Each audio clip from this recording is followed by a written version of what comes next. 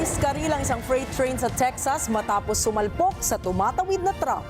Nakaligtas naman kaya ang driver ng truck at gaano naman kalala ang pinsala ng aksidente? Ay nako, sisilipin po natin yan mamaya mula sa mga detalye ng balitang ibabahagi.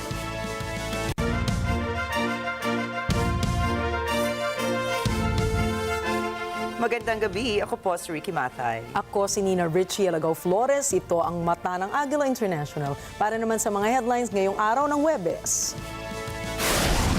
Pangulong Ferdinand Marcos Jr. nilinaw ang status ng clemency ni Mary Jane Veloso. Lieutenant General Arthur Cordura itinalaga bilang bagong hepe ng Philippine Air Force. China at India nagkasundong pahupain ang kanilang tensyon sa pinag-aagawang teritoryo. Dalawang piloto ng private jet sa Argentina patay sa plane crash. At Grok AI libre na para sa mga ex-users.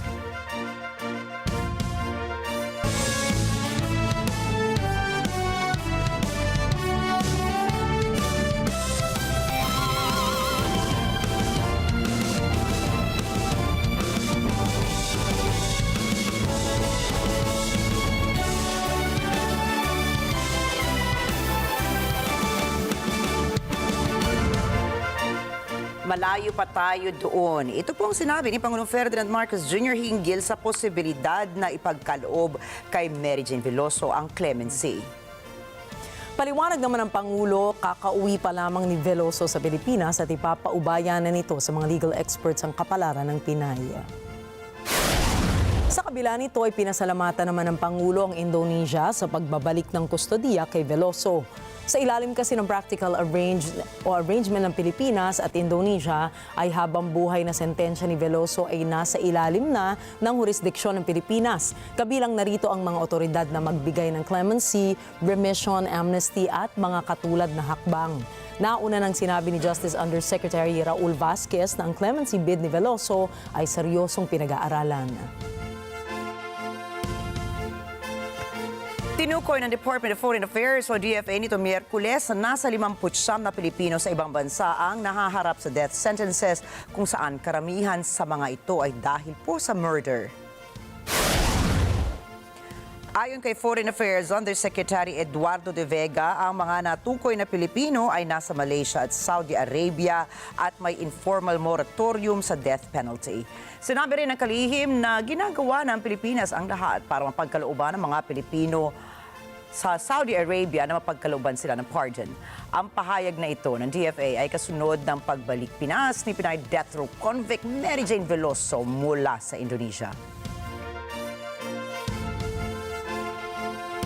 Hindi maitago ni Senadora Amy Marcos ang kanyang opinyon na may mga irregularidad sa pagsasapinal ng 6.532 trillion pesos na pambansang budget para sa susunod na taon. Nanindigan ng Senadora na dapat ibalik sa Bicameral Conference Committee ang panukalang budget kaysa i-veto ito ng kanyang kapatid na si Pangulong Ferdinand Marcos Jr. This is talaga naman a very, very bad budget. Talagang ito ay labag sa konstitusyon, labag sa ilang batas, at labag sa damdamin at pangangailangan ng tao. So, kinakailangan at humihingi nga ako na i-recommit na lamang sa BICAM. Giit ni Senadora Marcos, hindi ito dapat pirmahan ng Pangulo dahil hindi matutugunan ng 2025 national budget ang pangangailangan ng mga mahihirap. Patuloy din kinwestiyon ni Senadora ang ilang probisyon ng national budget gaya na lamang ng mataas na pondo para sa Department of Public Works and Highways o DPWH, ngunit mababang alokasyon naman para sa Department of Education o DepEd. May mga umuugong na ring balita na baka gawing fundraising daw ang 2025 national budget para sa impeachment na isinusulong sa Kamara.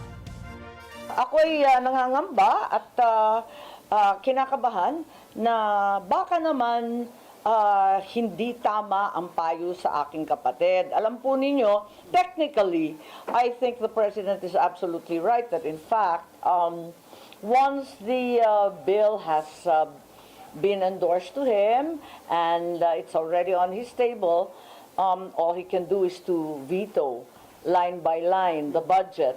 However, ito mauuwi sa zero. Magiging zero. Kung ano man line item na dito, wala naman pupuntahan yan kundi zero. Naka-zero na nga yung PhilHealth, ine-negative 74 billion pa ba? Kaya nakiusap si Senator Marcos na huwag pilitin ang ibang kanyang kapatid na pirmahan ang alanganing pondo. At kung hindi aabot ang budget for next year ay mas mabuti anya na ipatupad na lamang ang reenacted budget.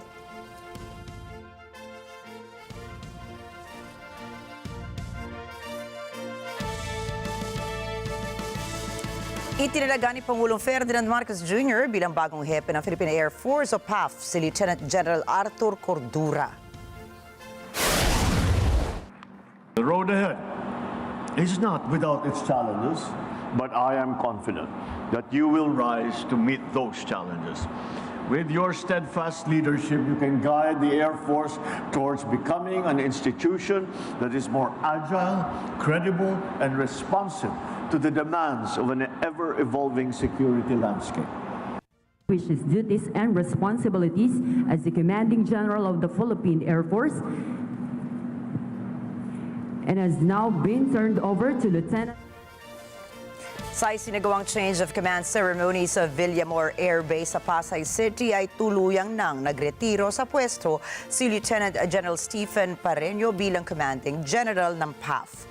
Papalitan ni Cordura si Pareño at magiging ika-40 Commanding General ng Air Force. Ayon sa Pangulo, malaki ang kanyang tiwala kay Cordura na pangunahan ang hukbong panghimpapawid ng Pilipinas. Si Cordura ay miyembro ng PMA Bigkislahi Class of 1990 at nagtapos bilang cum laude at top 10 ng kanyang PMA class.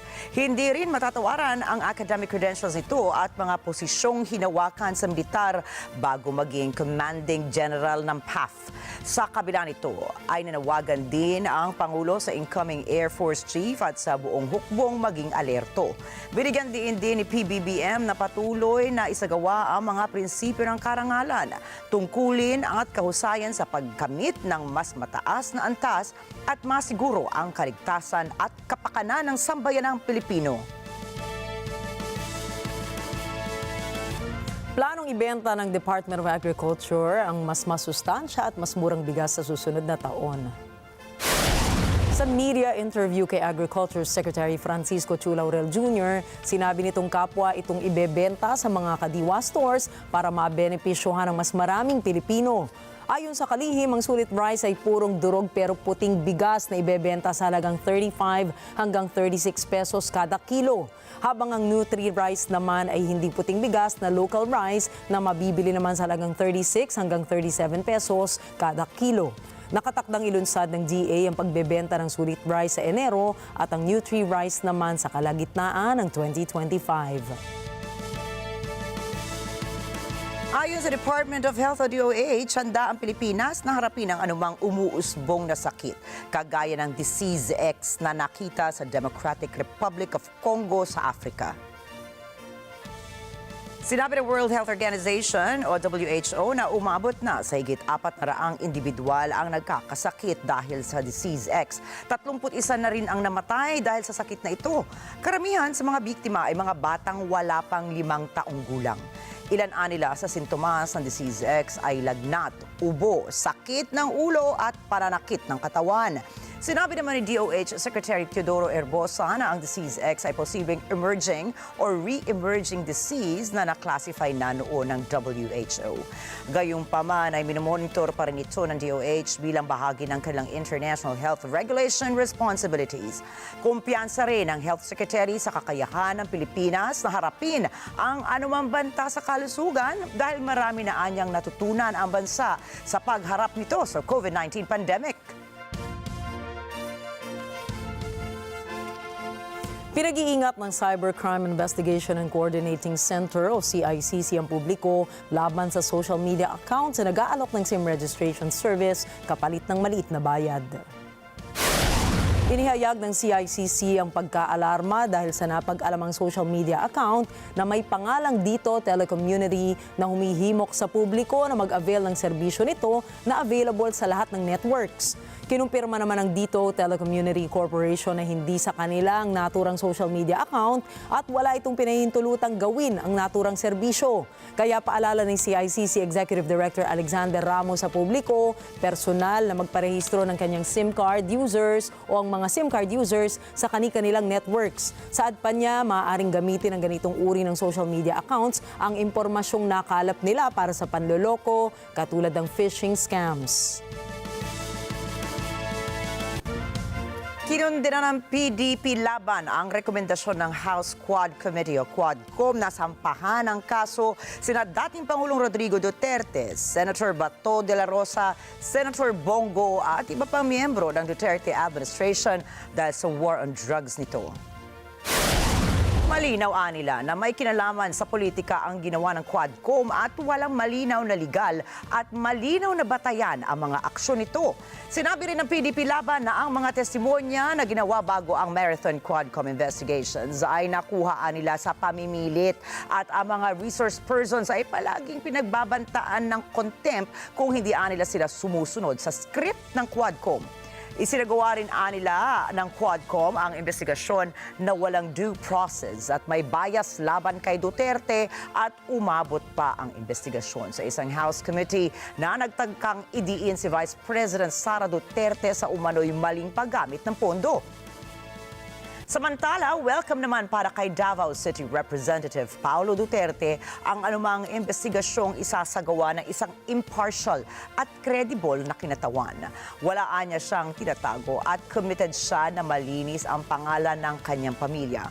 Tiwala rin si Congressman Paulo na malalantad ang katotohanan ang walang basehang katangian na mga paratang sa kanila. Naniniwala naman si Senator Amy Marcos na magandang pagkakataon ito upang mabigyan ng pagkakataon ang mga inaakusahang sumagot sa mga aligasyon laban sa kanila.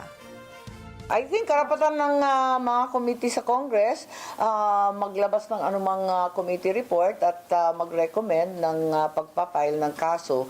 Ako, noong pa, sinasabi ko na talaga, dali na sa korte yan, sapat na yung ebidensya.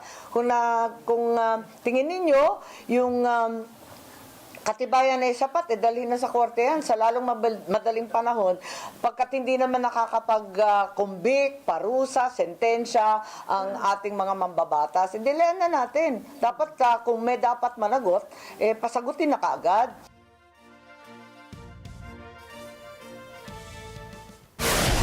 Susunod, China at India nagkasundo ukol sa contested territories.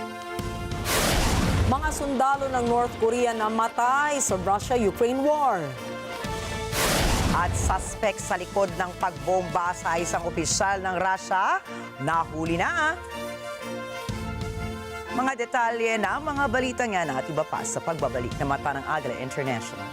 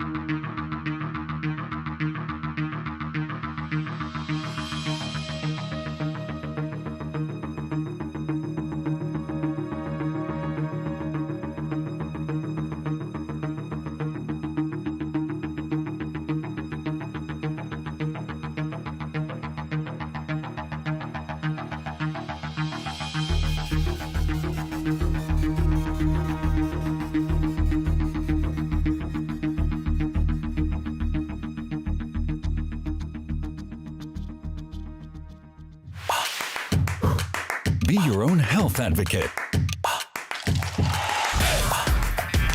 by turning into your own expert. We are your coach. Without any fiction and with lots of facts. Be active in a clever way. in good shape.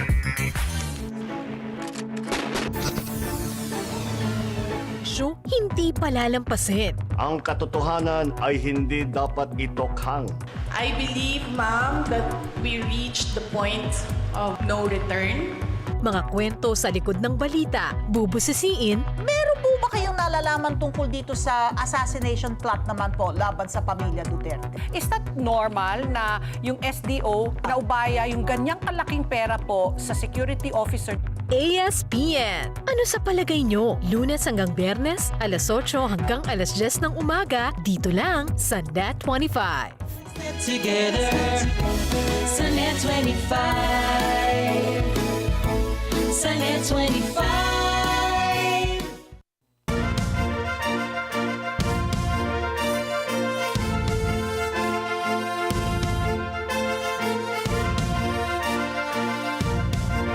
Sa unang pagkakataon matapos ang 5 taon ay nagsagawa ng isang high-level dialogue ang China at India upang pahupain ang tensyon sa pagitan ng kanilang mga puwersa sa Himalayan border. Muling pinagtibay ni Chinese Foreign Minister Wang Yi at India's National Security Advisor Ajit Doval ang kanilang pangako na maghahanap sila ng mga solusyon na patas at katanggap-tanggap para resolbahin ang kanilang pinagtatalunang border sa Galawan Valley. Tiniyak ng dalawang opisyal na patuloy nilang ipatutupad ang isang disengagement agreement upang maiwasang maapektuhan ang pag-unlad ng bilateral ties ng China at India. Mahigit 70 dekada ng pinag-aagawan ng China at ng India ang 3,379 kilometer na de facto border na kilala bilang Line of Actual Control o LAC, at upang proteksyonan ang kanilang interes ay parehong nag-deploy ang Beijing at New Delhi ng mga sundalo sa LAC. Ilang beses na ring nagkaroon ng madugong sagupaan ng mga sundalo ng China at India sa LAC na siyang dahilan ng kanilang mga high-level meetings. Hindi bababa sa 100 sundalo ng North Korea ang napaslang sa digmaan ng Russia at Ukraine, habang umaabot na ang bilang ng mga sugatang sundalo ng Pyongyang sa 1,000. Ayon po sa National Intelligence Service ng South Korea, walang kasanayan sa pakikidigma ang mga taga North Korea at hindi nila pamilyar ang mga ito sa open terrain.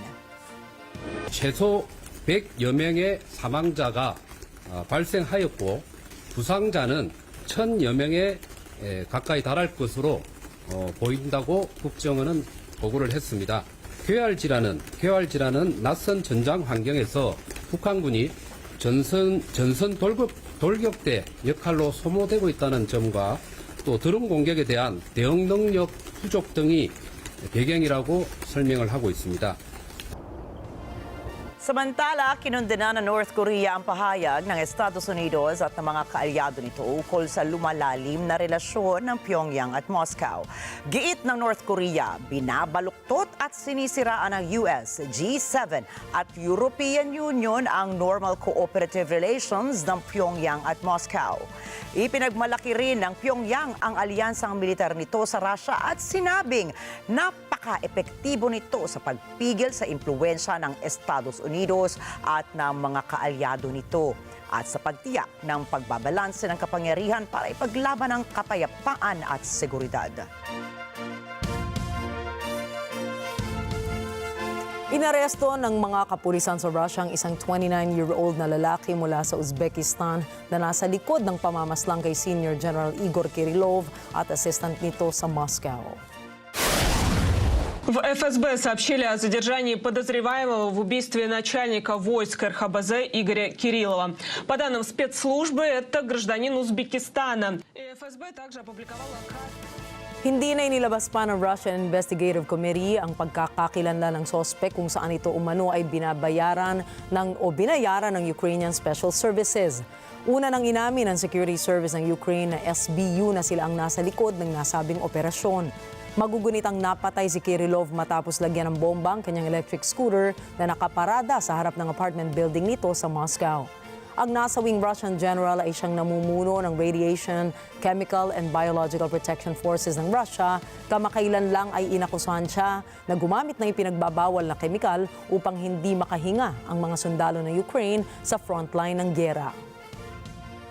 Следователями Главного следственного управления Следственного комитета России во взаимодействии с ФСБ и МВД России по подозрению в совершении теракта, в результате которого погиб Игорь Кириллов и его помощник Илья Поликарпов, задержан гражданин Республики Узбекистан 1995 года рождения.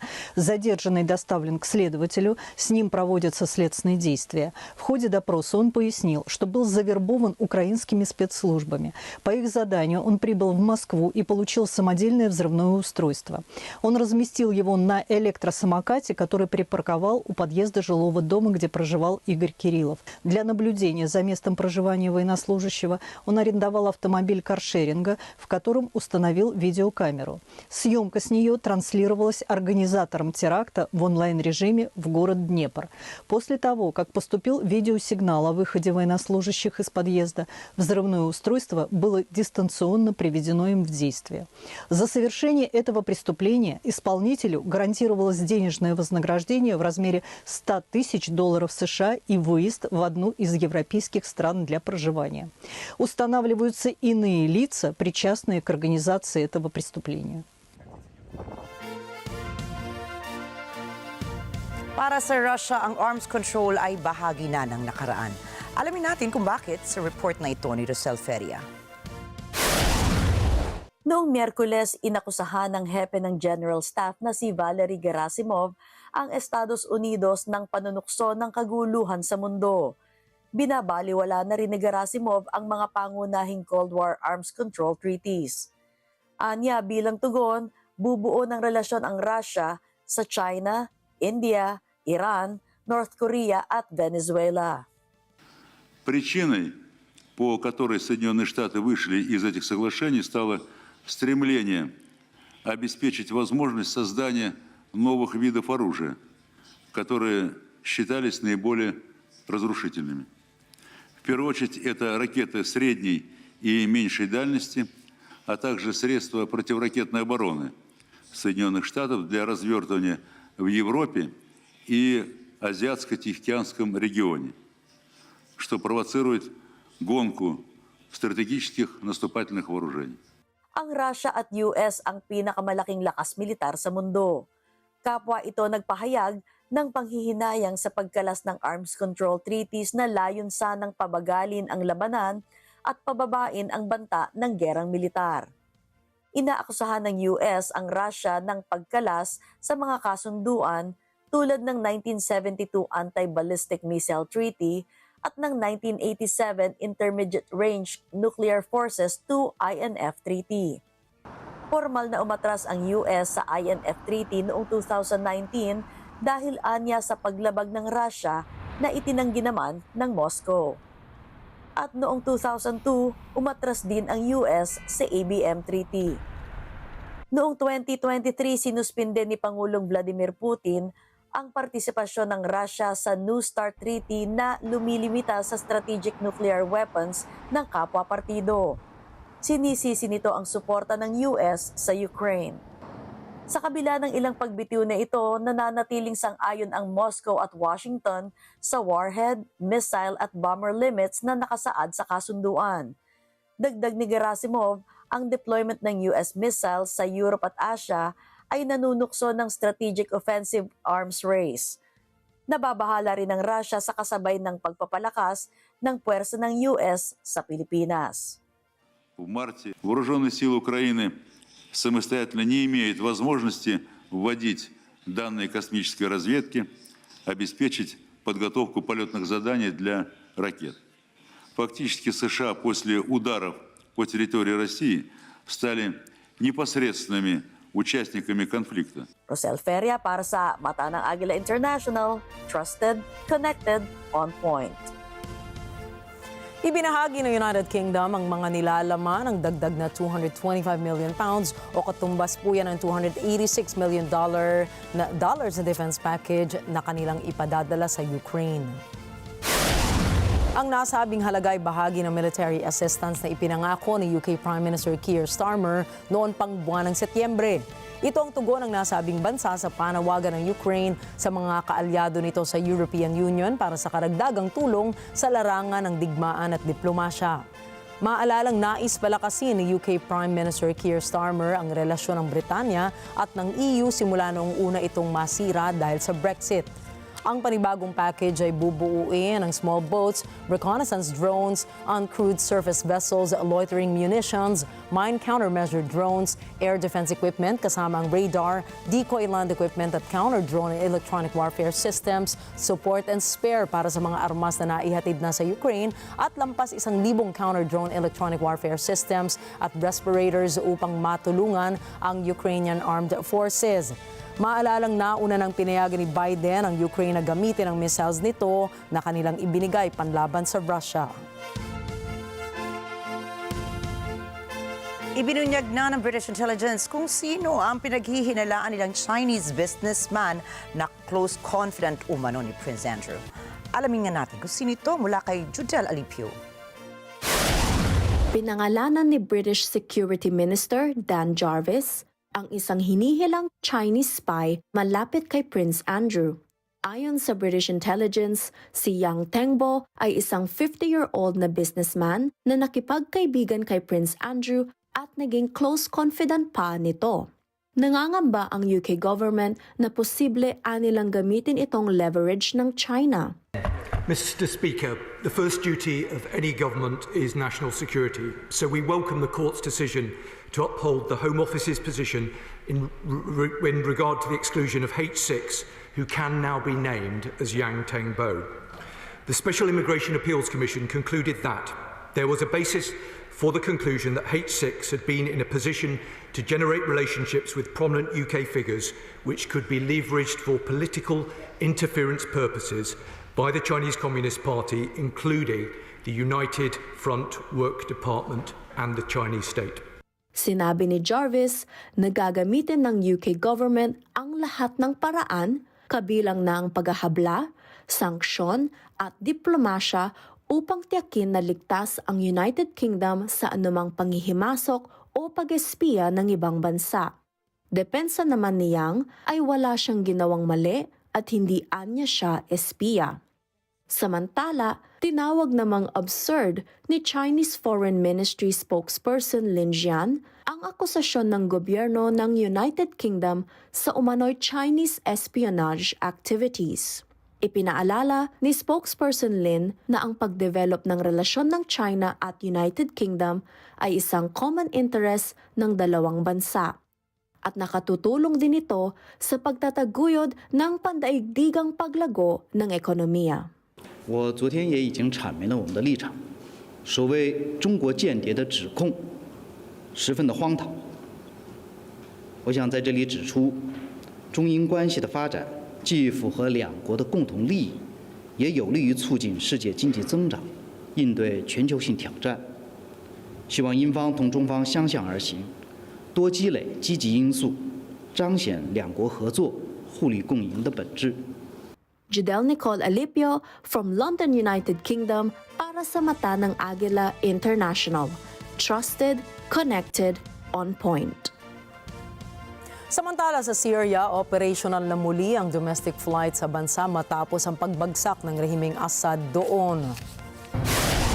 Ang kauna-unahang Syrian domestic flight na nagpasahimpapawid mula Damascus matapos ang pagpapatalsik kay Assad ay lumapag sa Aleppo noong Miyerkules. Makikitang hawak ng mga nakangiting pasahero ang bagong bandera ng Syria pababa ng hagdan ng eroplano. Sa paglapag, sinabi ng pilotong si Ali Omar Rida na umaasa itong magbubukas na sa lalong madaling panahon ang mga rutang internasyonal. Alhamdulillah, أول رحلة بعد سقوط النظام تشغيل بين المدينتين الرئيسيتين في سوريا دمشق وحلب. إن شاء الله قريبا بيصير تشغيل منتظم وعلى أمل استعادة الخطوط الدولية قريبا. فرحتنا عامرة، شعور لا يوصف، وإن شاء الله الوطن بيرجع لجميع أبنائه بدون أي عائق لأي حدا وحرية للجميع. Inilarawan naman ng isa sa mga pasahero na si Safa Othman ang pagiging bahagi ng makasaysayang biyaheng ito. كل هاي السنين حيرجعوا المغتربين، ما بقى في شباب سوري حلموا انه يسافر، بس حيرجعوا الشباب المغتربين بخبرات جديدة حتى نقدر نعمر هاي البلد سوا.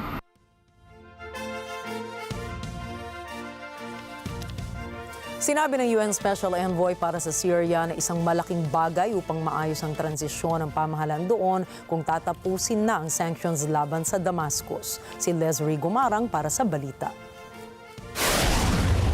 Ayon kay United Nations Special Envoy for Syria, Geir Pedersen, ang konkretong paggalaw sa inklusibong transisyong politikal sa Syria ay susi upang matiyak na makakamit ng bansa ang suportang pang-ekonomiya na kailangan nito. Concrete movement on an inclusive political transition will be key in ensuring Syria receives the economic support it needs. There is clear international willingness to engage. The needs are immense and could only be addressed with broad support, including a smooth end to sanctions, appropriate action on designations too, and full reconstruction. Humarap si Pedersen at si UNAID Chief Tom Fletcher sa konseho na may 15 miyembro matapos nilang makipagpulong sa Damascus kasama ang mga bagong lider ng bansa. Ito ay matapos patalsikin sa pwesto si Pangulong Bashar al-Assad ng insurgent forces na Hayat Tahrir al-Sham. With just 2 weeks left in 2024, it is less than a third funded, the largest ever funding gap for the Syria response. Now is the time to invest in the Syrian people, to support flexible funds so that we can respond to changing needs. The UN Central Emergency Response Fund has already allocated $32 million to Syria this year. Now is also the time for member states to work on development support to rebuilding Syria, reducing dependence on humanitarian support, and maintaining essential services. A third request. We need all states to facilitate the humanitarian effort, including by ensuring that sanctions and counterterrorism measures do not impede humanitarian operations. Nagpataw ng sanctions ang US, Britain, European Union at iba pang bansa sa Syria matapos atakihin ni Assad ang pro-democracy protests noong 2011 na nauwi sa civil war. Subalit lalong nakomplika ang realidad sa Syria ng sanctions laban naman sa HTS noong ito'y kaalyado pa ng Al-Qaeda. Dating kilala bilang Nusra Front, ang HTS ay dating opisyal na sangay ng Al-Qaeda sa Syria. Subalit humiwalay ito noong 2016. Kasabay ng unilateral measures, ang HTS ay nasa UN Security Council Al-Qaeda at Islamic State sanctions list higit sa isang dekada na. Nakapataw rito ang global assets freeze at arms embargo. Umapila si Fletcher sa mga estado na tiyaking hindi hahadlang ang sanctions at counter-terrorism measures sa humanitarian operations sa Syria. Leslie Gumarang para sa mata ng Agila International, Trusted, Connected, On Point. Ikinagalit ng World Health Organization at WHO ang hindi pagpayag ng Israel na makapasok ang kanilang international medical team sa Kamal Adwan Hospital. Ang nasabing paggamutan ay inatake ng Israel sa hinalang pinagkukutaan ito ng mga militante ng Hamas. Sa ngayon ay patuloy pa rin na pinatatamaan ng Israel ang naturang lugar upang puksain ang umano'y mga pinaghihinalaang nagtatago rito, na nagresulta naman sa matinding pinsala sa paggamutan kung saan maraming mga pasyente doon ang nasugatan. Ikinababahala nila ngayon ang pagdami ng mga masasawi pa dahil sa kawalan ng supply ng kuryente na siyang malaking tulong sa mga pasyente. Una nang kinundena na rin ng WHO ang patuloy na pag-atake ng Israel Defense Forces sa mga medical facilities. قبل قليل قدم إلينا قافلة من منظمة الصحة العالمية محملة ببعض المستلزمات وبعض المستهلكات الطبية وبعض الكمونات الغذائية لمستشفى كمال عدوان، وكذلك تم إدخال كمية قليلة من الوقود، وكذلك تم منع الوفد الطبي القادم مع منظمة الصحة العالمية. وهذا الوفد بصراحة يعني هو الأهم بالنسبة لنا، كونه هذا الوفد يحوي أطباء ذات تخصصات جراحية، لأنه أغلب الإصابات الموجودة في مستشفى كمال عدوان يعني أغلبها تحتاج إلى تدخل جراحي عاجل وليس إلى نقل في اليوم التالي أو الثالث. وبالتالي كنا قد ناشدنا قبل ذلك بمحاولة إدخال الوفود الطبية ذات التخصصات الجراحية لتتناسب مع طبيعة الإصابات التي تأتي إلى مستشفى كمال عدوان. Tiwala naman ng White House na malapit na sila sa ceasefire deal sa Gaza. Sinabi ni White House spokesperson John Kirby, hindi sila nawawala ng pag-asa para tuluyang maisulong ang peace deal sa pagitan ng Israel at Hamas. Nagkakaroon lamang ng kaunting pagsasaayos sa mga bahagi ng kasunduan para tuluyang mapapayag na nila ang dalawang kampo. Nanguna ang US kasama ang Qatar at Egypt na magsulong ng ceasefire deal sa Hamas at Israel. Sa ilang okasyon, nagtungo na rin sa United States Secretary of State Antony Blinken sa mga kasama nito sa negotiating table upang isulong ang tigil-putukan sa nagpas isang taon ng sagupaan ng Israel at Hamas sa Gaza. We discussed Gaza and we discussed, I think, the opportunity to finally try to complete the hostage ceasefire agreement, to get the hostages home, to get a ceasefire in place. And what we've seen in the last couple of weeks are more encouraging signs that that is possible. And in my discussions with President Erdogan and with Minister Fadan, we talked about the imperative of Hamas saying yes to the agreement that's possible to finally help bring this to an end. At dahil sa tinatawag na market anxiety o pagkabahala sa ekonomiya, bumagsak ang halaga ng real ng Brazil noong Lunes. Ito po ay sa gitna ng interbensyon ng Central Bank na nabigong pakalmahin ang market concerns bunsod ng paggastos ng gobyerno. Marjorie Quintos po para sa balita. Sa kabila ng pagtaas ng halaga ng dolyar sa buong taon, sinasabing ang 30% pagtaas ng halagang ito ay hindi pa nangyari noon. O dólar começou o ano de janeiro a 4,80. Então, a gente olhando em perspectiva, é uma alta que, embora tenha acelerado agora no final do ano, ela já vem consistente desde janeiro, né? Então, a gente está com quase 30% de alta no câmbio, que é uma coisa sem precedentes. Então, além da máxima histórica nominal, 6,20, que a gente bateu hoje no intradia, a gente está com uma aceleração também nunca vista, que é uma alta de 30% no ano. Noong Martes, bumuelta ang real sa tinatawag na choppy trading at tumaas ng 0.8% matapos bumagsak sa pinakamababa na 6.15 bawat dolyar sa pagsisimula ng sesyon. Kahit na inaasahan ng Kongreso na magbobotohan ukol sa public spending cut package, sinabi ni Bergayo na nawalan na ng pasensya sa Brazil ang market. Duda ito sa abilidad ng gobyerno at intensyon na balansehin ang mga pampublikong accounts nito. Há uma expectativa de que o Congresso desidrate ainda esse pacote fiscal. Então perceba que há riscos de todo lado que o investidor está monitorando em relação ao ajuste das contas públicas. Eu diria mais, o mercado perdeu a paciência com o Brasil. O mercado hoje está muito cético em relação à capacidade e intenção do governo de fato equilibrar as contas públicas. Então há uma decepção generalizada do investidor em relação à capacidade do nosso país de equilibrar as contas públicas. E quando eu falo capacidade, é vontade política. Ang pagbagsak ng real ay kumaltas ng 1.5 ng halaga nito. Ang real ang pinakamahina sa gitna ng umaangat na market currencies. Ang krisis pinansyal na ito ay nakalatag sa kritisismo ni Pangulong Lula sa mataas na halaga ng pangungutang at sa kanyang mga pasaring na pagbabago sa mga tuntunin sa bansa. Marjorie Quintos para sa mata ng Agila International. Trusted, connected, on point. Tahasang sinabi ni US President-elect Donald Trump na alam ng gobyerno ng Estados Unidos kung saan nanggaling at saan nagpunta ang mga namataang drone sa New Jersey at Staten Island kamakailan. The government knows what is happening. Look, our military knows where they took off from. If it's a garage, they can go right into that garage. They know where it came from and where it went. And for some reason, they don't want to comment. And I think they'd be better off saying what it is. Our military knows and our president knows. And for some reason, they want to keep people in suspense. I can't imagine it's the enemy, because if it was the enemy, they'd blast it out. Even if they were late, they'd blast it.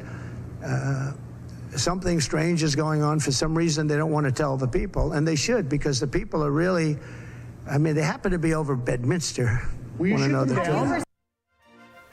Ang sinabing ito ni Trump ay taliwas sa pahayag ng Pentagon na ang mga nakitang aircraft ay hindi U.S. military drones. Naglabas naman ng opisyal na joint statement ang Federal Bureau of Investigation, Federal Aviation Administration, Department of Homeland Security at ang Department of Defense tungkol sa mga drones. Anila, wala silang nakitang anomalya sa nasabing issue. Pinabulaanan din ng ilang opisyal ng US government na ang mga nakitang drones ay bahagi umano ng isang masamang plano ng ilang foreign agents. Subalit, giit ni Trump, dapat ay ipaalam na lamang ng gobyerno ang katotohanan ukol sa mga naglipa ng drones sa ilang estado ng US. Susunod, Cyclone Chido patuloy na humahagupit. Pantapat ng Google sa Sora AI, inilabas na sa publiko. At Tom Cruise pinarangalan ng Philippine Navy. Mga balita po niyan at iba pang mga balita sa pagbabalik ng Mata ng Agila International.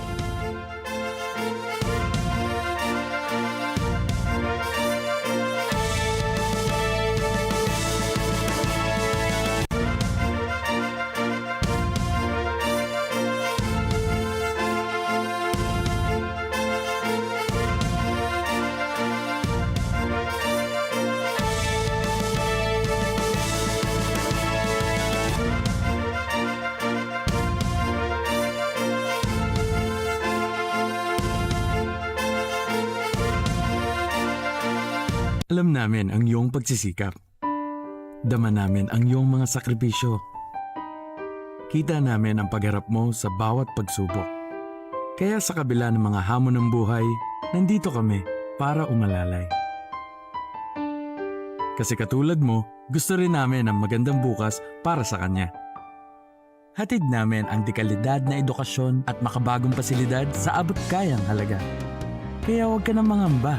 Sasamahan ka namin tuparin ang mga pangarap niya.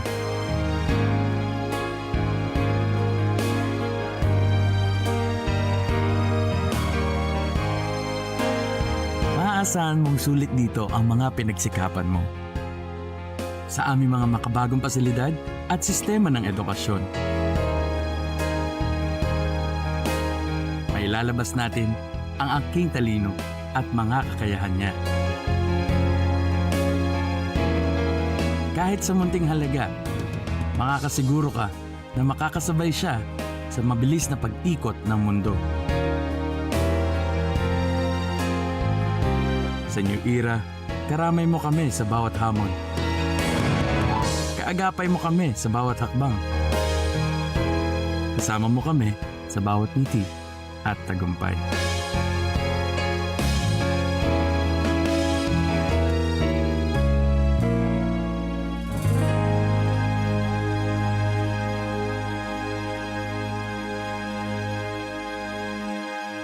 Ang mga maiinit na balita at rumaratsyad ng usapan ng bayan, ihahatid namin sa 100%! 100% ang pagbabalita! 100% talakayan! Lunes hanggang Biyernes! Alas 5 hanggang alas 7 ng umaga! Live na live sa Radyo Agila 1062 Mega Manila! At sa NET25 100%! Sa NET25, let's live together. Sa NET25.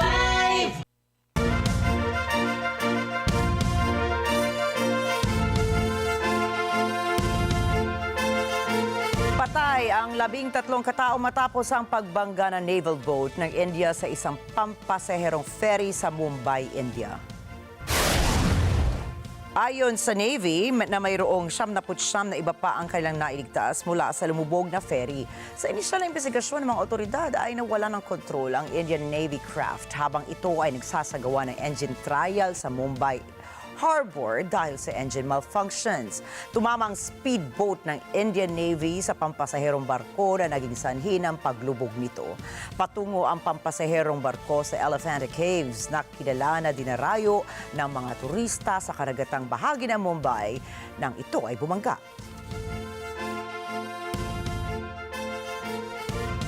Hindi naman nakaligtas ang dalawang piloto ng isang private jet sa Argentina matapos tumama ito sa mga kabahayan sa bisinidad ng San Fernando. Ayon sa lokal na ulat, pabalik na sa Buenos Aires mula sa Punta del Este sa Uruguay ang naturang aircraft.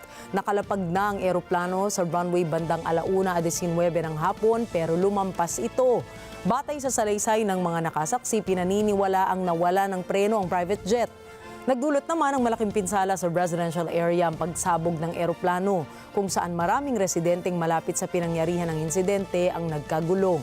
Kinilala ang dalawang biktima na sina Martin Fernandez Loza at Agustin Orforte. Inaalam pa rin ng mga otoridad ang sanhi ng pagbagsak ng eroplano.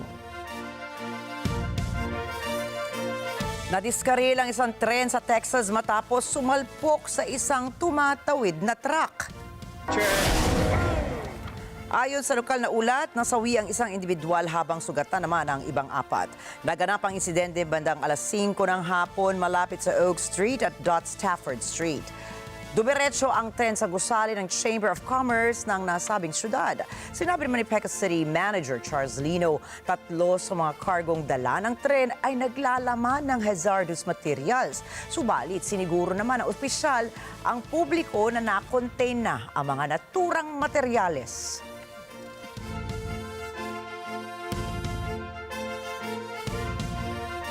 Nagsimula na po sa wakas ang relief operations sa Mayotte Island matapos ang pananalanta ng bagyong Chido doon. Si Chido ang pinakamalakas na bagyong dumaan sa isla ng Mayotte sa loob ng 9 na dekada. Si Leo Velasco para sa mga detalye.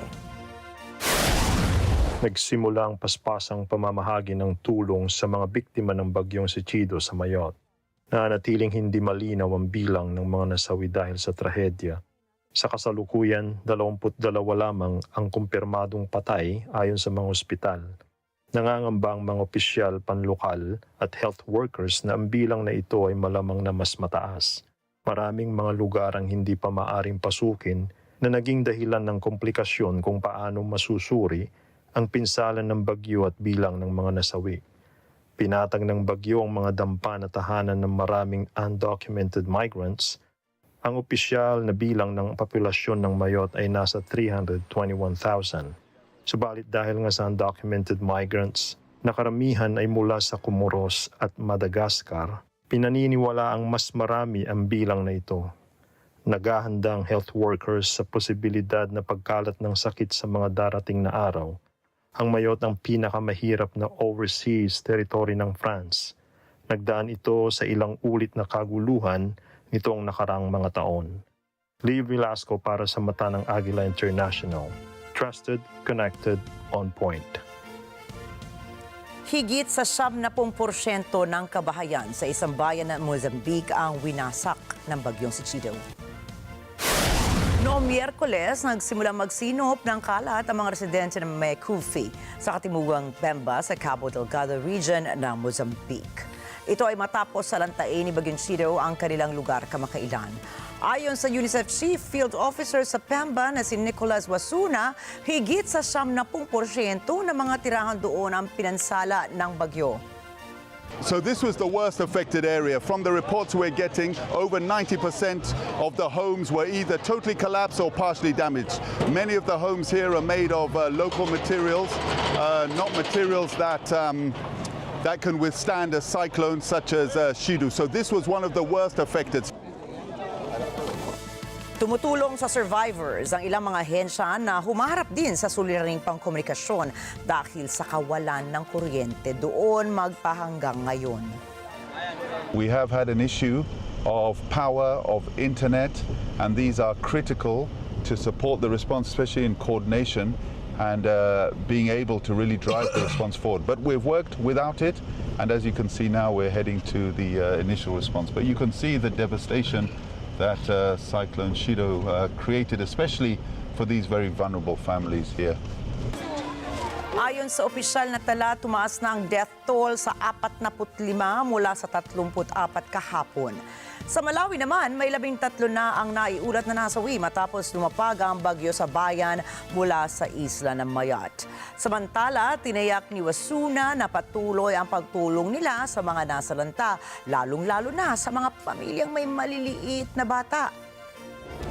We'll continue to do these kind of responses for the most vulnerable in the households, and then we move into our programs. At the same time, we're also checking in with families and children to ensure that children are not separated, to ensure that children are protected, because that's very important, especially when a crisis like this happens.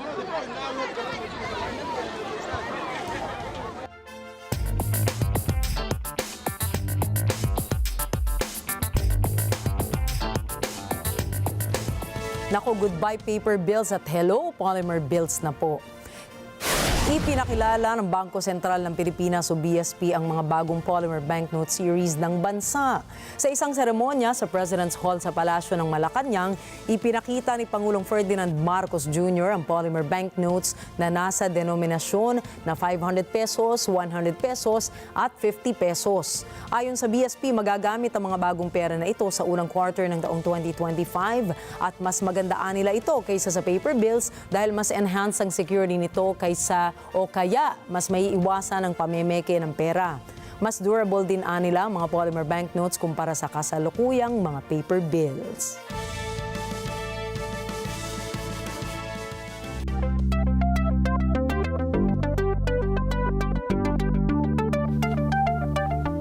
At bago po matapos ang taon ay muling naglabas ng bagong artificial intelligence o AI tools ang Google. Kasunod ito ng paglabas ng ChatGPT Maker OpenAI ng kanilang text-to-video generator na Sora. Sa pangunguna ng team ng Google DeepMind, inilabas naman ng Google ang sarili nitong AI generation model na Veo 2. Dito, pinalakas at pinaganda nito ang naunang version ng AI model na Veo. Paliwanag ng Google, kaya nito mag-generate ng video na may 4K resolution at kayang tumagal ng 2 minuto. Hindi katulad sa Sora AI na hanggang 1080p resolution at may limit pa na 20 seconds. Sa kasalukuyan ay available pa lamang ang Veo 2 sa Video FX tool ng Google at nasa experimental phase pa ito. Subalit plano ng Google na mas palalawakin pa ang features ng Veo 2 para magamit ito sa mga YouTube Shorts at ibang produkto ng tech giant sa taong 2025. Higit pa sa Veo 2, inilabas din ng Google ang kanilang image-to-image generator na Whisk. Ayon sa Google, malaki ang pagkakaiba nito sa DALL-E AI model ng OpenAI. Giit ng kumpanya, hinihayaan ng Whisk ang mga users nito na mag-remix ng mga subjects, eksena at estilo sa isang bago at malikhaing pamamaraan. Nabuo po ang Whisk sa pamamagitan ng pinagsamang lakas ng Gemini AI at Imagen 3 models.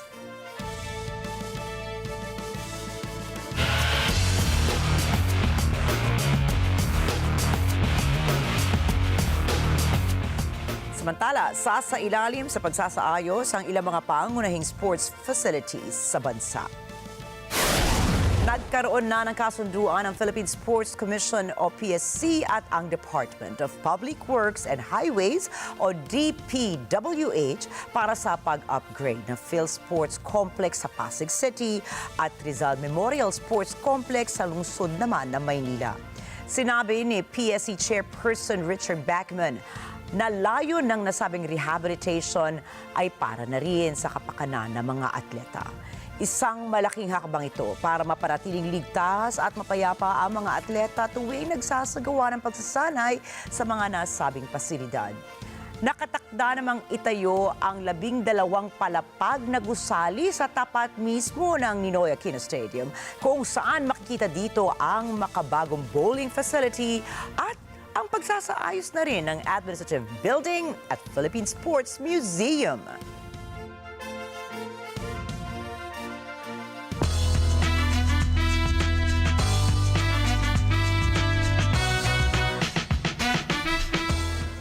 Binigyan ng pagkilala ng US Navy ang Hollywood actor na si Tom Cruise. Ayon kay Secretary of the Navy Carlos Del Toro, ng Department of the Navy Distinguished Public Service Award ay iginawad sa aktor sa isang seremonya sa London. Kinikilala nila ang kontribusyon at dedikasyon ng actor na US Navy o sa US Navy sa pamamagitan ng kanyang pelikula. Ang nasabing award ay siyang pinakamataas na pagkilala na ibinibigay sa mga individual sa labas ng Department of the Navy. Ang mga pelikula kasi ng aktor ay nagdudulot ng public awareness at pagkilala sa mga trained personnel ng Navy at ang kanilang sakripisyo habang suot ang kanilang uniforme. Nakilala ang aktor sa 1996 na pelikulang Top Gun na ginampanan nito ang isang naval fighter pilot na noong 2022 ay nagkaroon ito ng sequel na Top Gun Maverick at ito ay pumatok sa takilya.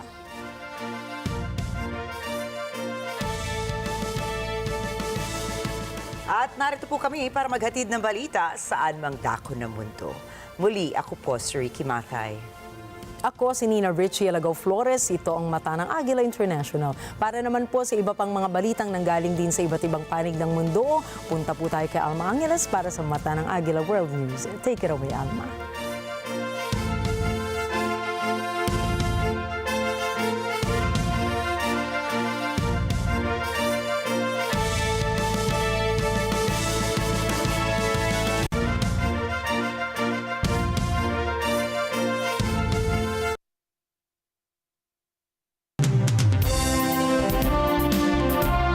Thank you, Nina Enrique. Good evening, everyone. I'm Alma Angeles for NET25 World News. On tonight's headlines. A shocking verdict out of France tonight. Dominique Pellicot gets 20 years behind bars for organizing repeated sexual assaults against his former wife. 50 others are also going to prison for taking part. And we're tracking major developments in Ukraine, where North Korean forces have reportedly taken heavy losses. 100 dead, another 1,000 wounded in fierce fighting near Kursk. The heavy losses are attributed to North Korean troops' lack of experience in drone warfare, and they were mobilized as frontline stormtroops in open terrain, which they are unfamiliar with. And at the UN, tensions are boiling over. The U.S. is sounding the alarm about Russia and North Korea getting too close for comfort on nuclear issues. North Korea's ambassador isn't helping, warning nuclear war could break out anytime. Outbreak of the nuclear war in Northeast Asia is no longer a possibility, but a matter of time. And talk about a long business trip. NASA astronauts Williams and Wilmore were supposed to spend 8 days in space, and they've been up there for 9 months now. And the news starts now.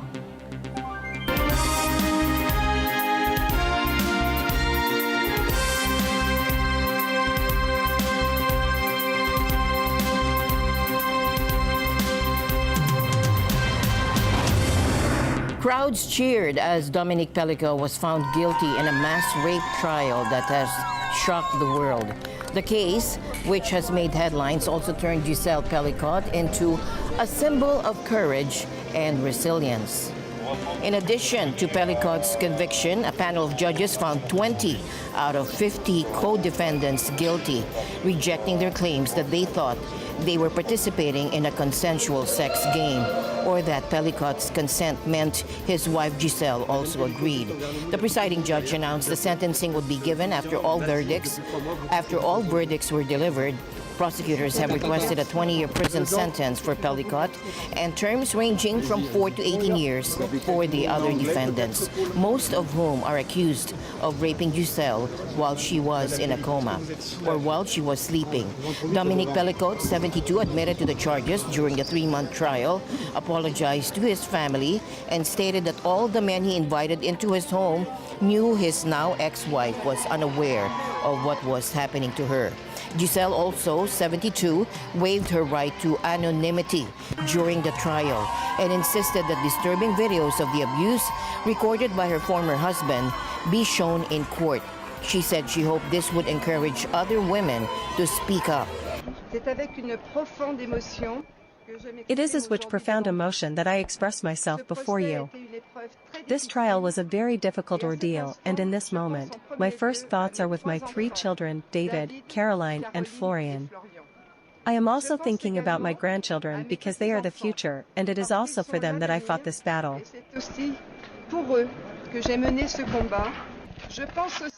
I am also thinking about all the families that have been affected by this drama.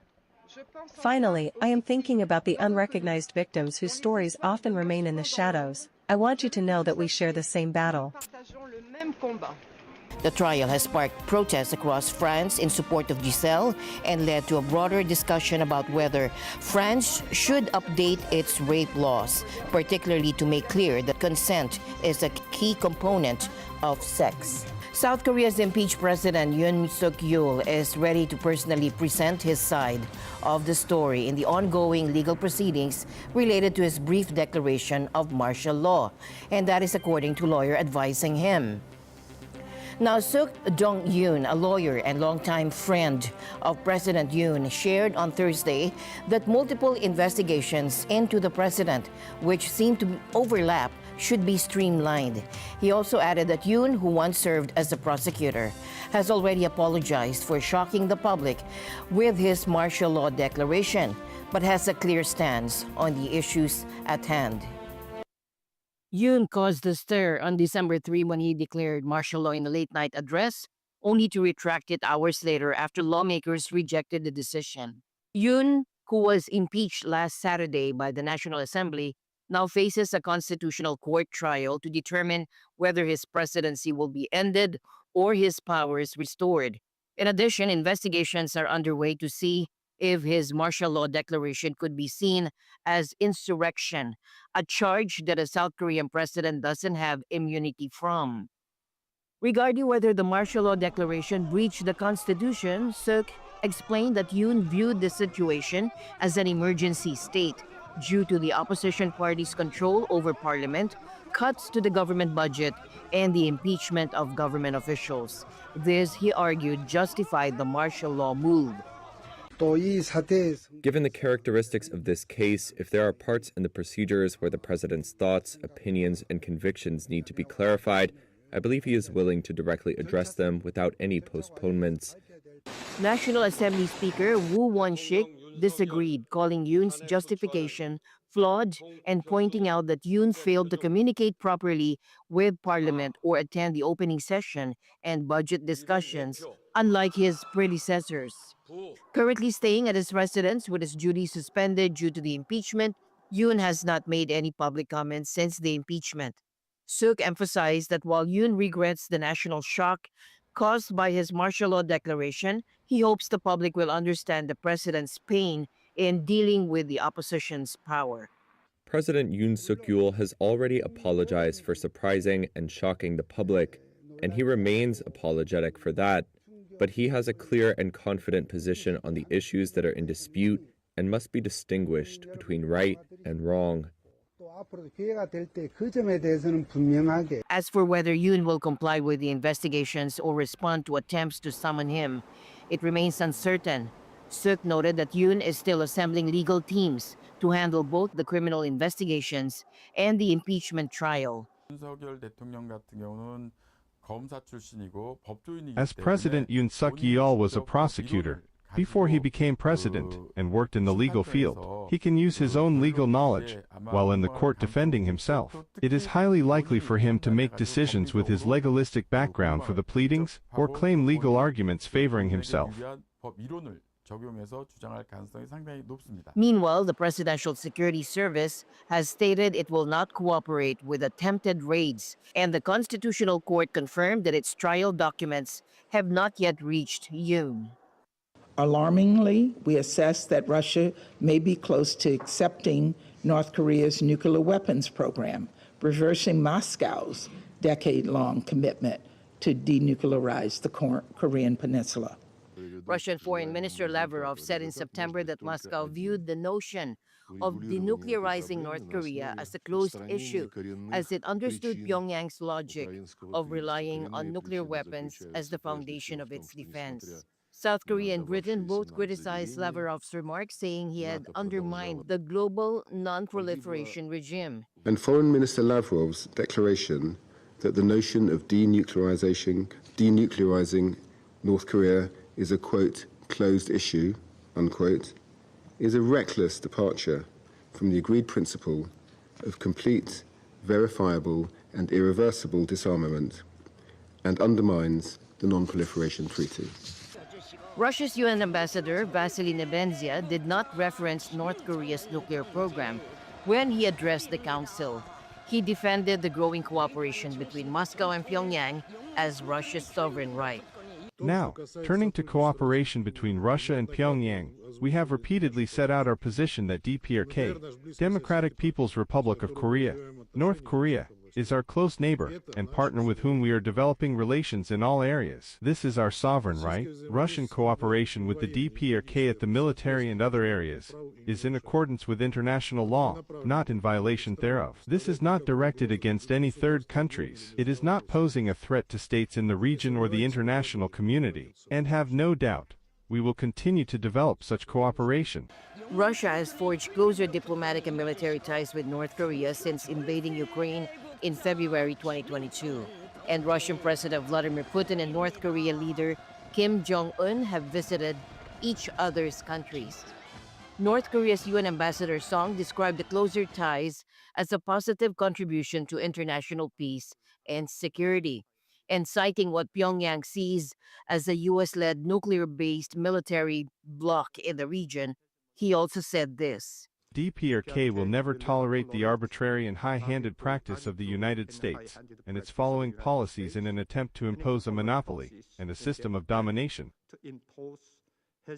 Outbreak of the nuclear war in Northeast Asia is no longer a possibility, but a matter of time. South Korea's UN Ambassador Jun Kook-hwang warned the Security Council to expect further uncertainties looming over the horizon ahead of U.S. President-elect Donald Trump taking office for a second term next month. North Korea has a history of provocative actions during U.S. presidential transitions, designed to grab attention, raise the stakes, and set the stage for direct negotiations with the new U.S. administration. This pattern can recur within the upcoming months. This time, it could be another ICBM, or a military satellite launch, or even its seventh nuclear test. North Korea has been under UN Security Council sanctions since 2006, and the measures have been steadily strengthened over the years with the aim of halting Pyongyang's development of nuclear weapons and ballistic missiles. The United States voiced alarm at the UN Security Council that Russia was close to accepting a nuclear-armed North Korea, as Moscow and Pyongyang defended their growing cooperation. Alarmingly, we assess that Russia may be close to accepting North Korea's nuclear weapons program, reversing Moscow's decade-long commitment to denuclearize the Korean Peninsula. Russian Foreign Minister Lavrov said in September that Moscow viewed the notion of denuclearizing North Korea as a closed issue, as it understood Pyongyang's logic of relying on nuclear weapons as the foundation of its defense. South Korea and Britain both criticized Lavrov's remarks, saying he had undermined the global non-proliferation regime. And Foreign Minister Lavrov's declaration that the notion of denuclearizing North Korea is a, quote, closed issue, unquote, is a reckless departure from the agreed principle of complete, verifiable, and irreversible disarmament, and undermines the Non-Proliferation Treaty. Russia's UN Ambassador Vasily Nebenzia did not reference North Korea's nuclear program when he addressed the Council. He defended the growing cooperation between Moscow and Pyongyang as Russia's sovereign right. Now, turning to cooperation between Russia and Pyongyang, we have repeatedly set out our position that DPRK, Democratic People's Republic of Korea, North Korea, is our close neighbor and partner with whom we are developing relations in all areas. This is our sovereign right. Russian cooperation with the DPRK at the military and other areas is in accordance with international law, not in violation thereof. This is not directed against any third countries. It is not posing a threat to states in the region or the international community. And have no doubt, we will continue to develop such cooperation. Russia has forged closer diplomatic and military ties with North Korea since invading Ukraine in February 2022. And Russian President Vladimir Putin and North Korean leader Kim Jong-un have visited each other's countries. North Korea's UN Ambassador Song described the closer ties as a positive contribution to international peace and security, and citing what Pyongyang sees as a US-led nuclear-based military bloc in the region, he also said this. DPRK will never tolerate the arbitrary and high-handed practice of the United States and its following policies in an attempt to impose a monopoly and a system of domination. Outbreak of the nuclear war in Northeast Asia is no longer a possibility, but a matter of time. South Korea's UN Ambassador Jun Kook-hwan warned the Security Council to expect further uncertainties looming over the horizon ahead of U.S. President-elect Donald Trump taking office for a second term next month. North Korea has a history of provocative actions during U.S. presidential transitions, designed to grab attention, raise the stakes, and set the stage for direct negotiations with the new U.S. administration. This pattern can recur within the upcoming months. This time, it could be another ICBM or a military satellite launch or even its seventh nuclear test. North Korea has been under UN Security Council sanctions since 2006, and the measures have been steadily strengthened over the years with the aim of halting Pyongyang's development of nuclear weapons and ballistic missiles. At least 100 North Korean soldiers sent to fight in Russia have been killed, with another 1,000 injured in intense clashes with Ukrainian forces in the Kursk region. That is according to South Korean lawmaker Lee Sung-kwon. National Intelligence Service, NIS, reported that there have been at least 100 deaths of North Korean troops, and the injured are approaching 1,000. The heavy losses are attributed to North Korean troops' lack of experience in drone warfare, and they were mobilized as frontline storm troops in open terrain, which they are unfamiliar with. Meanwhile, Ukrainian President Volodymyr Zelensky sounded the alarm earlier this week, warning that the number of North Korean troops in Russia could surge to 100,000. Putin has brought 11,000 North Korean troops to Ukraine's borders. This contingent may grow to 100,000. While some European leaders think about, some elections or something like this at Ukraine's expense, Putin is focused on winning this war. He will not stop on his own. The more time he has, the worse the conditions become. Every today is the best moment to push Russia harder, and it's clear without certain key factors, Russia will lack real motivation to engage in meaningful negotiations. Adding to the developments, U.S. President-elect Donald Trump spoke about the humanitarian cost of the war, calling it the worst carnage since World War II. Trump also indicated plans to engage directly with both Zelensky and Putin. And one of the people that came to pay his respects is, as you know, Ukraine, Zelensky. And he would like to have peace. He wants peace. Everyone's being killed. It's the worst carnage that this world has seen since World War II. I've had pictures of fields where bodies are lying on top of bodies.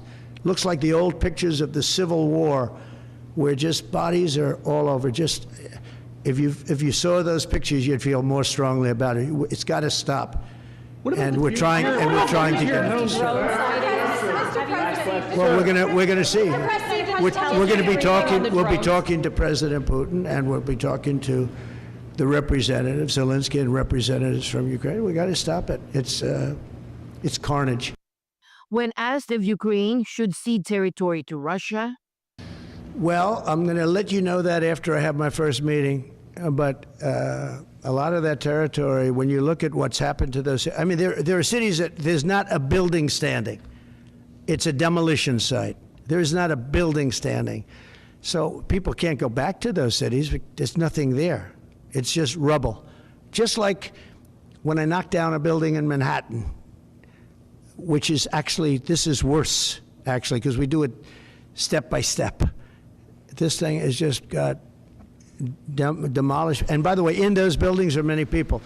Many people were in those buildings. When they say the number in Ukraine is going to be a much higher number of death, is going to be a much higher number than you're hearing. Amid this, Putin's recent treaty with North Korea, which includes a mutual defense provision further solidifies the growing partnership between Moscow and Pyongyang.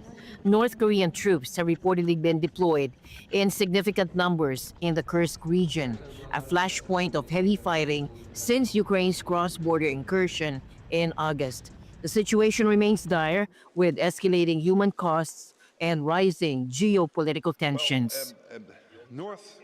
Russian President Vladimir Putin declared that the country's economy remains stable and continues to advance despite facing significant challenges. Speaking at a key event, Putin highlighted Russia's ability to weather economic pressures, citing its global standing. And the economic situation in this country, by and large, is normal, is stable. We keep advancing against all odds, despite external threats and in attempts to impact us. Last year, the economic growth was at 3.6% in annualized terms, and this year it's going to be at 3.9 or even 4%. International economic and financial institutions are putting Russia as the #1 economy. We're speaking about the purchasing power parity and #4 economy in the world. And only China, the United States, India are ahead of us. So we are ahead of Germany, and this year we have outrun Japan as well. In other news, Russian President Vladimir Putin sparked attention on Thursday when he proposed a missile duel with the U.S. to demonstrate the power of Russia's new Oreshnik hypersonic ballistic missile. According to Putin, the test would show how Oreshnik could defeat any U.S. missile defense system. Шансов никаких нет для того, чтобы сбить эти ракеты. Ну, а если вот те эксперты западные... There is no chance to shoot down these missiles. Well, if those Western experts you mentioned think so, that Oreshnik can be shot down, we propose them and those in the West and the United States to pay them for their analysis, to conduct some kind of technological experiment, a high-tech duel of the XX century. Let them name some object, let's say, in Kyiv. Concentrate all their air defense and missile defense forces there, and we will hit it with Oreshnik and see what happens. We are ready for such an experiment. Is the other side ready?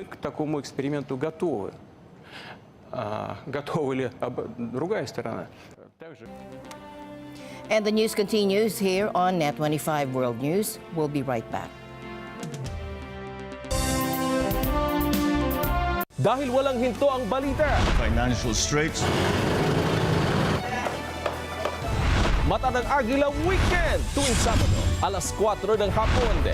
Ito ang NET25. Matatag, matapag, matapak. Let's net together. Sa NET25. Sa NET25. Vietnam is looking to expand its international defense cooperation to build trust and prevent conflicts, according to Prime Minister. Today, the United States, in turn, expressed interest in playing a significant role in the country's defense sector. Speaking at the opening of Vietnam's second International Arms Fair, which runs Hanoi, Prime Minister Chin described the event as a message of peace, cooperation, and development. Vietnam is firm in our, for no, defense policies, not participating in military alliances, not allying with one country to fight another, not allowing foreign countries to set up military bases or use our territory to attack another country, not using force or threatening to use force in international affairs. Nearly 250 exhibitors from around the world, including the U.S., China, Russia, Britain, Iran, and Israel, are participating in the fair. Chin reaffirmed Vietnam's commitment to its 4-no policy, not joining military alliances, not aligning with one country to oppose another, not allowing foreign military bases or the use of its territory against another nation, and not resorting to force or threats in international relations. Vietnam, a major weapons importer, especially from Russia, has been investing in its defense capabilities, particularly in the context of regional tensions, including ongoing disputes with China over territorial boundaries in the South China Sea. Staying in Vietnam, police there have arrested a man suspected of starting a deadly fire that claimed the lives of 11 people following an argument at a Hanoi cafe. Authorities revealed that 2 of the 7 people pulled from the flames are now in the hospital. The suspect, in his early 50s, confessed to using gasoline to ignite the fire on Wednesday night, and the blaze broke out on the ground floor of the 3-story cafe, which was also hosting a karaoke session at the time. When I was opening my gate, I noticed a column of smoke from afar. I was so frightened that I had to urge my grandchild to go downstairs. Then, I shouted out to notify the neighbors of a big fire in the neighborhood. Many heard my warning, and then grabbed their kids to go downstairs and move their combustible vehicles away quickly. The flame was so fierce. We saw the fire engulfing, but there was nothing else we could do. In response to the tragedy, Vietnam's Prime Minister Pham Minh Chinh has called for an urgent investigation and strict action against those responsible. President Marcos Jr. said that it's still too soon to make a decision on Mary Jane Veloso's appeal for clemency. Veloso, a convicted drug courier, will have her case reviewed first by the government's legal experts, according to the president. Malayo pa tayo dun. We still have to have a look at really what her status is. And then, of course, we're aware of the request for clemency from her representatives, of course, and from her family. And we will leave it to the legal judgment, of our legal experts to determine whether the provision of clemency is appropriate. So we'll have to look at the wala namang condition ang binigay ang Indonesia. So it's really up to us. But we're still at the very preliminary stage for pag-uwi. China's President Xi Jinping met with Macau's chief executive, Ho Lat-seng, ahead of the 25th anniversary of Beijing's rule over the former Portuguese territory. Now, during the meeting, Xi praised Ho's leadership, particularly his efforts to uphold the one country, two systems policy and protect national sovereignty.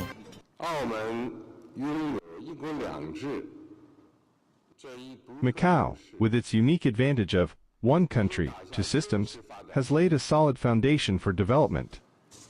Riding the powerful momentum of national rejuvenation and building a strong country, it is fully equipped and capable of soaring higher, advancing further and achieving even greater development.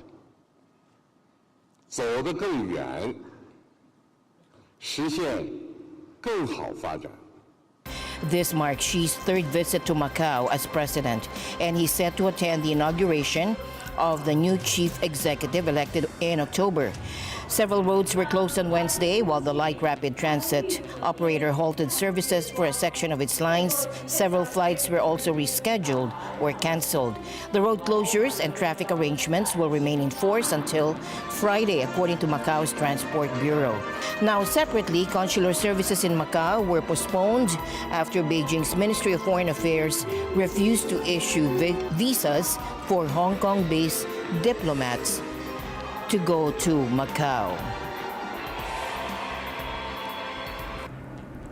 And finally, in our news, NASA astronauts Suni Williams and Butch Wilmore's return to Earth will be further delayed until at least late March. That is according to NASA, taking what should have been an 8-day stay on the International Space Station to more than 9 months now. The duo had traveled to the ISS in June for the test mission, but their return was extended by 8 months to February after the Boeing Starliner capsule they arrived on was deemed unfit to return to Earth. It's really a tough situation for the two of them, and they've handled it incredibly well, and they're such professionals, which of course they are, but I think it's really on the one hand, people are like, oh no, they're stuck in space. And on the other hand, it's almost like business as usual, like, oh, people at the International Space Station. Suni Williams and Butch Wilmore traveled to the ISS in June for a test mission, but their return was delayed to early 2025 The Boeing Starliner capsule they arrived on was deemed unfit to return them to Earth. Welcome to the International Space Station. In the meantime, they have welcomed new spacefarers to the ISS and pushed through challenging times. It was trying at times. There were some tough times all the way through. I miss my 2 dogs. I miss my friends. But you know what? Like Butch said, there are so many people on Earth that are sending us messages, and it makes you feel just right at home with everybody when we're able to have those conversations with our friends and family at home. Now NASA says they will have to wait still a while longer as teams complete processing on a spacecraft for the 4-person crew that will replace them on board the ISS. The agency did not specify a date for the return party, which will include Williams and Wilmore, as well as another NASA astronaut and a Russian cosmonaut who arrived over 3 months after them. Erica Hamden is the director of the University of Arizona Space Institute. She says these delays aren't as unusual as people may think. It's actually like very ordinary. It's just the fact that these are like 2 astronauts that are stuck in space that people are like, they're delayed even longer. And like, it's just like icing on the cake. Hamden anticipates that already embattled plane maker Boeing will face heightened scrutiny for future launches. And a positive Hamden sees coming out of the ordeal for Williams and Wilmore: bragging rights. One of the things astronauts talk about is how many days, hours, minutes they spent in space. So these 2 are going to have a lot to brag about. And with that, we end tonight's broadcast. For everyone here on NET25, I'm Alma Angeles. Thank you for joining us. Good night.